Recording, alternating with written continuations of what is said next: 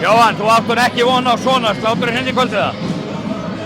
Nei, bara já og nei, skilur, við vorum bara mjög góðir og skilur, svona síðustu 15, síðustu 5 í þriðja og svona byrjum fjórða og bara tókum við þetta og gerðum bara vel.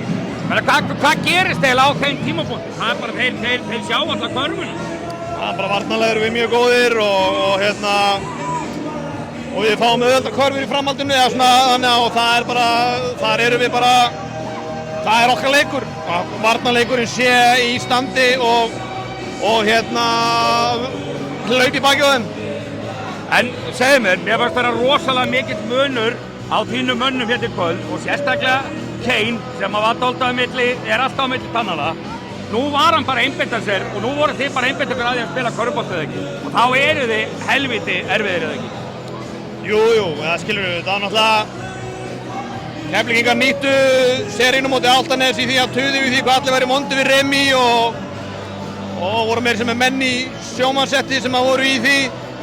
Svo náttúrulega dettur hann út, þannig að þá meira svona detta þeir í Keflvíksson körfubolta og við í rauninni bara fjallum í þá gryfju síðasta leik að bara fókusera á eitthvað sem við ráðum ekki við og okkur tókst betur í kvöld en getum gert talsvert betur hvað það varðar, en það er ekki búið að vera þannig í allan vetur, þannig að þetta er bara að vera ongoing bara, við erum búin að tala um þetta bara einhverju einasta svona, hvað segir maður, fyrirleikræðu þá erum við alltaf að ræða þetta, þannig að við erum bara að díla við þetta bara frá degi til dags.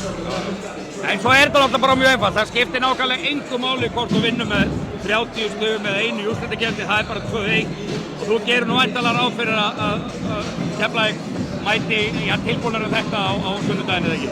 Jó, klárlega.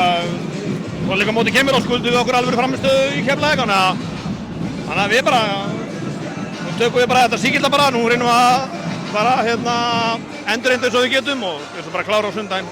Og kannski aðeins í lokin, menn það væntanlega lítur að muna að fá hann í Julio, núna skoraði hann meira þegar Breki setur skotið sín, munar ekki dálítið mikið um þetta? Klárlega, bara munar allt og bara það komið svona langt í keppnina og liðið farin að þekka hvort annað að þá er þegar óvæntu atriðin koma þá? Já, bara klárlega, óvænt og ekki óvænt, ég meina við þetta bara búið að, bara liðsheildinu bara eftir áramót verið geggjuð og hún var það í kvöld og bara skopan sigur. Vel gert. Takk.